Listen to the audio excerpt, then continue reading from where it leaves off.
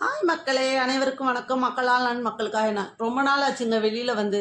சரி, வெளியில் வந்து ரிலாக்ஸேஷன் பண்ணலாம். என்ன ரிலாக்ஸேஷன்னா, தினமும் இந்த நியூஸ் சேனலை பார்த்து பார்த்து என்ன நடக்குது ஏது நடக்குதுன்னு பார்த்து நியூஸ் சேனல் டிவி முன்னாடியே உட்காந்து இந்த ஃபோனு, இன்ஸ்டாகிராம், யூடியூப் பார்த்து பார்த்து கண்ணு ஓஞ்சி போனது தான் மிச்சம். கொஞ்சம் ரிலாக்ஸ் பண்ணலான்னு சொல்லி வெளியில் வந்தோம். வெளியில் வந்தால் எங்கே போகலான்னு பார்த்தா கருப்பு படத்துக்கு போகலான்னு பார்த்தோம். நாங்கள் எங்கள் துரதிர்ஷ்டம் ஹவுஸ்ஃபுல், அதனால் வேறு எங்கே போகலான்னு பார்த்தா திருச்சியில் பனி எக்ஸிபிஷன் கண்காட்சி போட்டிருந்தாங்க. மத்திய பேருந்து நிலையம் பக்கத்தில் சூப்பராக இருந்துச்சு. என்ட்ரன்ஸ் ஃபீஸு 90 ரூபா தான். வாங்கிட்டு நாங்கள் வந்து உள்ளே போயிட்டோம். உள்ளே போகும்போதே சூப்பராக அருமையாக செட் பண்ணியிருந்தாங்க. ஃபாரின்லலாம் வச்சுருப்பாங்களே, நிறைய செலவு பண்ணி நிறைய மக்கள் போகாதவங்களுக்கெல்லாம் இது ஒரு அரிய வாய்ப்பு தான். திருச்சியில் நிறைய பேருக்கு தெரியல, எங்களுக்கே தெரியும், ஆனால் போக முடியல.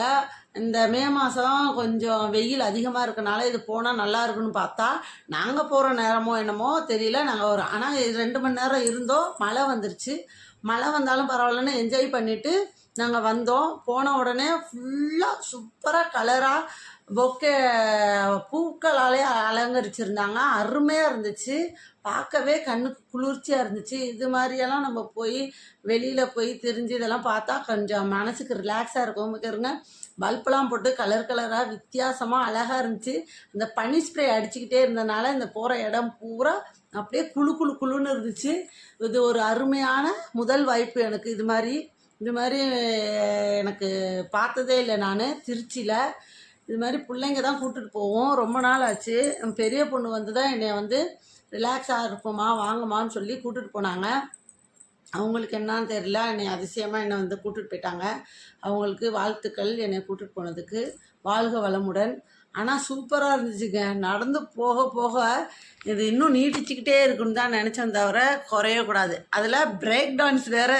இது நல்லா அங்கே பாருங்க, லைட்டு வெளிச்சம்லாம் போட்டு பனி கீழே ஃபுல்லாக பனி கற்கள், மேலே வந்து அந்த பனி மழை பெஞ்சிக்கிட்டு சூப்பராக இருந்துச்சு. என்ஜாய் பண்ண முடிஞ்சிச்சு.